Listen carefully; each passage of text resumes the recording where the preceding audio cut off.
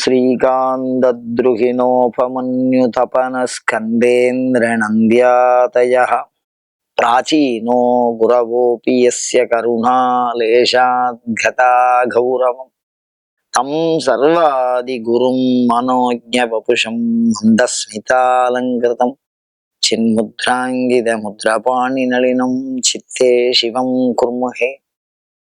नमस्सरसे नमस्सरस्वतये नमस्सकीलां पुरोगानां चक्षुषे நமோதேவே நம பிருத்திவே நம. சங்கரா தொலைக்காட்சி நேயர்களுக்கு நமஸ்காரம். லலிதா சகஸ்ரநாமம் சிந்தித்துக் கொண்டிருக்கிறோம். 961வது நாமாவளி குணாதீதா. லோகாதீதா குணாதீதா சர்வாதீதா சமாத்மிகா. குணங்களை கடந்தவள், குணங்களுக்கு அப்பாற்பட்டவள். என்னன்னா சில நாமாவளி ஒண்ணுக்கு ஒண்ணு தொடர்புடையதா வரும்னு சொன்னேன். அம்பாள் எங்க இருக்கா, அட்ரஸ் கொஞ்சம் சொல்லுங்க அப்படின்னு கேட்டா அது லோகாதீதா. அம்பாளோட அடையாளம் கொஞ்சம் சொல்லுங்களேன். உயரமா இருப்பாளா, கருப்பா இருப்பாளா, கோவமா இருப்பாளா, அன்பா இருப்பாளா, எல்லார் பேர்லயும் பாசமா இருப்பாளா, அப்படி ஏதாவது சொல்லுங்க, சொன்னாதானே நான் தெரிஞ்சுக்க முடியும். அப்படின்னு கேட்டால் நான் என்ன சொல்றது அப்படின்னா, ஒரு உதாரணம் என்னன்னா, ஒரு விசிட்டிங் கார்டுல அம்பாளோட பேர் ஒன்றையும் போட்டுட்டு எல்லாத்துக்கும் 0000 போட வேண்டியதான். ஏன்னா தெரு பெயர், வீட்டு எண், ஊர் பெயர் அப்படின்னா லோகாதீதா. எல்லாத்துக்கும் 00 தான் போடணும். சரி, அடுத்தது அதெல்லாம் விட்டுருங்கோ, ஒரு ஆதார் கார்டு கொடுங்கோ எனக்கு, ஏன்னா அது கூட சம்மந்தம் இருக்கு. நான் வேற எந்த நோக்கத்திலையும் சொல்லலை, உங்களுக்கு புரிய வைக்கிறதுக்கு முயற்சி பண்றேன். தயவு பண்ணி தவறாக இதை நோக்கி கொள்ள வேண்டாம். ஒரு ஆதார் கார்டுனா என்னன்னா, அம்பாள் நம்ம பாக்குறோம், கண்ணை பார்க்க வச்சு நம்மளுடைய அசைவுகளை பிடிச்சுக்கிறாவா, கையில இருக்கிற ரேகையை பிடிச்சுக்கிறா. இது என்ன தவிர வேற யாருக்கும் அந்த அடையாளம் வராது. அதை வச்சு எனக்கு கரெக்டா நான் எங்க போனாலும் இவர் தான் அவரா அப்படின்னு கேட்டா அதை பதிவு பண்ணிடுறா. என்னுடைய உண்மையான சத்தியமான உடம்பை கொண்டு அதன் பார்வை, அதன் கைரேகை, என்னுடைய வடிவம் இவைகளை வைத்து அதை பிடிச்சுக்கிறா. பிடிச்சு அதுக்கு ஒரு நம்பர் கொடுத்து வச்சுக்கிறா அரசு. அப்ப அந்த மாதிரி கேட்டா என்ன அடையாளம் கண்டுபிடிச்சிடலாம். ஏன்னா என்னோட அட்ரஸ் அதுல இருக்கு, என்னுடைய குணம் இருக்கு, என்னுடைய வடிவம் இருக்கு. அது எல்லாத்தையும் பார்த்து அம்பாள் இப்படி இருப்பா அப்படின்னு நம்ம ஒரு கணக்குல சொல்லிடலாம். அது மாதிரி வச்சின்யாதி வாக்தேவதை சொல்லலை, நமக்கு அம்பாளுடைய அட்ரஸும் சொல்லலை, இந்த வடிவமும் சொல்லலை. குணாதீதா அப்படின்னா எதுவுமே இருக்காது. ஆதார் கார்டு கொடுத்தா 0000 தான் கொடுக்கும். எல்லா பண்புகளையும் கடந்தவள், எல்லா பண்புகளாகவும் இருக்க வல்லவள், எல்லா தேசங்களையும் கடந்தவள், எல்லா தேசத்திற்கு உள்ளேயும் வசிப்பவள். அதனாலதான் அம்பாளுக்கு மாத்திரம் அடையாளம் சொல்லிட முடியாது.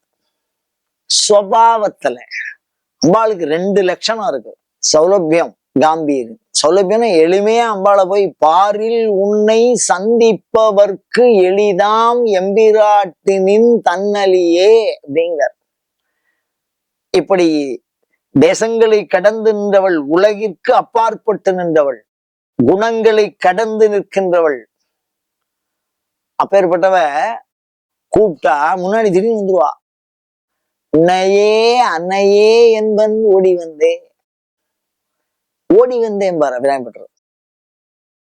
குழந்தை எல்லாம் சின்ன வயசுல இருக்கும்போது யாராவது குழந்தையில பயம் ஒத்துனா ஓடி வந்து அவன் அம்மாவை பிடிச்சுருக்கும், அம்மான்னு ஓடி வந்து கட்டின்னு இருக்கும், பயந்துட்டா. சின்ன குழந்தைகளா இருக்கும்போது அந்த மாதிரி அபிராமி பட்டது உன்னையே அன்னையே என்பன் ஓடி வந்தேன்னா மிரண்டு ஓடி போய் கட்டி இறுக்கி பிடிச்சுக்கிறார் அம்பாளுடைய காலடிய. அவருக்கு மாத்திரம்தான் அது சாத்தியம். சுபாவத்துல அம்பாளுக்கு அப்படி இருக்கான்னா எந்த குணமும் கிடையாது, எந்த தேசமும் கிடையாது, பிறவியும் வம்பேன்னு சொல்லுவார். அவளை பத்தி எந்த விஷயமும் சொல்ல முடியாது. ஒரு குணமும் ஒரு குலமும் இல்லாதவ. ஆனா ரொம்ப தெளிவா சொல்லலாம், இமவான் பெற்ற கோமலமே குலம் சொல்லுவார். அந்த மாதிரி அடையாளமற்று இருக்கின்ற சுபாவம் அது. நிலம் தன்னளவில் எந்த அடையாளத்தையும் பெற்றதல்ல, அப்படியே பறந்து போயிட்டே இருக்கு. அதுல நம்ம மார்க் பண்ணிக்கிறோம், இந்த ஏரியா எனக்கு சொந்தம் அப்படின்னு பதிவு பண்ணிக்கிறோம். அதை வாங்குறோம், விற்கிறோம், அது இருக்கு. அது மாதிரி ஒரு வரம்பற்ற பொருள் மேலே நாம் ஒரு வரம்பை ஏற்படுத்தி கொள்ளுகிறோம். கடல் இத்தனை கிலோமீட்டர் வரைக்கும் எனக்கு சொந்தம்னு பிரிச்சுட்டு இருக்கா. தேசம் இத்தனை கிலோமீட்டர் சொந்தம் வரைக்கும் இந்த நாடு, இந்த பிரதேசம், இந்த எல்லைன்னு கரெக்டா கோடு போடுறா.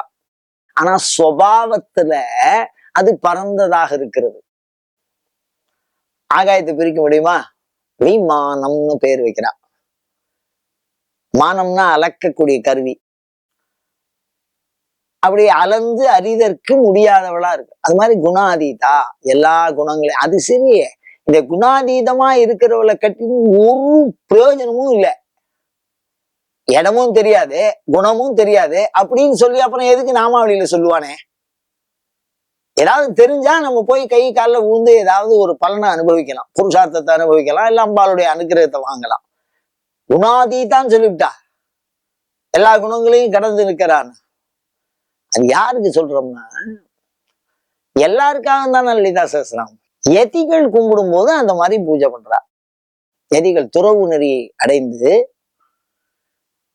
ஆன்ம ஞானத்தை பெறுகிறவர்கள் குணாதீதா, சர்வாதீதா அப்படின்னு எல்லாவற்றையும் கடந்த பொருளாக அம்பாளை உபாசனை பண்றா. அவளுக்கு உண்டான நாமாவளி இது. எல்லாருக்கும் ஒன்னாவே இருக்கணும்னு அவசியம் இல்லை. எல்லாருக்கும் பொது. லலிதா சஹஸ்ரநாமம் அனைவராலும் சொல்லப்பட வேண்டிய ஒரு அற்புதமான ஸ்தோத்திரம். இதுக்கெல்லாம் வரம்பு கிடையாது. இவாதான் சொல்லணும், இவாதான் சொல்லப்படாது அப்படின்லாம் ஒன்றும் கிடையாது. ஆனா அந்த மாதிரி எல்லாருக்கும் உரித்தான பண்பு. அப்ப இந்த குணாதீதா அப்படிங்கிறது என்னன்னா பேராற்றல், அளந்தறிய முடியாதவள்னு அர்த்தம். நம்மளுடைய சிற்றறிவை கொண்டு அவளது பேரறிவை அளந்தறிய முடியாது. நம்முடைய சிறு குணத்தை கொண்டு அவளுடைய பெருங்குணங்கள் அனந்த கல்யாண குணம்னு சொல்றா. எண்ணிக்கையற்ற கல்யாண குணங்களை நாம் அளந்தறிய முடியாது. அதனாலதான் குணாதீதா அப்படின்னு சொல்றோம். நம்ம வச்சிருக்கிற கருவியை கொண்டு போய் அளக்க முடியாது. நம்ம ஒரு ஸ்கேல் வச்சுருக்கோம்னு வச்சுங்க. அதை வச்சுட்டு ஒரு ஒரடி ஸ்கேல் வச்சுருக்கோம். கடலை அளந்து சொல்லுங்க அப்படின்னா மூலமா போட்டே போக வேண்டியதான். எப்ப முடிப்போன்னே சொல்ல முடியாது. அடுத்த கரைக்கெல்லாம் போக முடியாது. அதுதான் நம்ம அளக்கின்ற பண்பு குறைவாக இருக்கிறது நமக்கு. அதனால நாம் நம்மிடத்திலே இருக்கக்கூடிய உடல், உள்ளம், அறிவு, எண்ணம், புலன்கள், இவற்றின் செயல்பாடுகள், அவற்றின் அனுபவங்கள், இவைகளின் வழி உமையம்மையை அளந்து அறிய இயலாது. அவளது குணத்தை வரையறுக்க இயலாது. அவளே அருளினாலே என்று, அந்த கடைசி வார்த்தை தான் உண்மை. அவளே அருளினாலே என்று, அவள் அருளினால் இது எல்லாமே. அப்ப குணத்துக்கு உட்பட்டவளா வாவா. அவளுடைய அனுகிரகம் இல்லைன்னா அது குணாதீத பொருள் தான். கடைசி வரைக்கும் நம்மளால கண்டுபிடிக்க முடியாது. அம்பாளுடைய அனுகிரகம் இருந்தால் அம்பாளை போய் தெரிஞ்சுக்கலாம். அவ குணத்தோட இருப்பா, சமஸ்த கல்யாண குணத்தோடையும் இருப்பா. நிஷ்கிரோதா குரோதசமனி, நிர்லோபா லோபநாசினி, எல்லாத்தோடையும் இருப்பா. அவருடைய அனுகிரகம் இருந்தா. அனுகிரகம் இல்லைன்னா எந்த அடையாளத்தையும் அவ மாத்திரம் தன்னை மறைச்சுக்கணும்னு நினைச்சுட்டான்னா உலகத்துல வேற யாராலையும் அம்பாளை தேடி கண்டுபிடிக்க முடியாது. அவ அருளணும்னு நினைச்சான்னா உலகத்துல எந்த சக்தி மறைச்சாலும் அவ நமக்கு அனுகிரகம் பண்ணுவா. அது அந்த பண்பை தான் அவளுடைய இயல்பான பண்பு. அதுதான் குணாதீதா, அழியாத குணக்குன்றேன்னு சொல்லுவார் அபிராமபட்டர். எண்ணில் ஒன்றுமில்லா வெளியேனுவார். அழியாத குணக்குன்று அப்படின்னா இரண்டு முரண்பாடுகளின் சமன்பாடு அம்பாள். அவ்வளவு பண்பு இருக்கு. அதனால பேராற்றல் மிக்கவள். அதனால அலந்தறிய இயலாது. அதனாலதான் குணாதீதா. இந்த நாமாவளி சொல்லிட்டே இருந்தா என்ன அப்படின்னா மந்திர சித்தி உண்டாகும். மந்திர சித்தினா சாதாரணமான விஷயம் இல்லை. உலகியல்ல யாரால செய்ய முடியுமோ அதெல்லாம் தாண்டி செய்ய முடியாத விஷயங்களை செய்யக்கூடிய பண்பு உருவாகும். அதுதான் குணாதீத. நெருப்பு மேல நடக்கிறது, தண்ணி மேல நடக்கிறது, ஆகாயத்துல நடக்கிறது, இதெல்லாம் யாராலையும் முடியாது.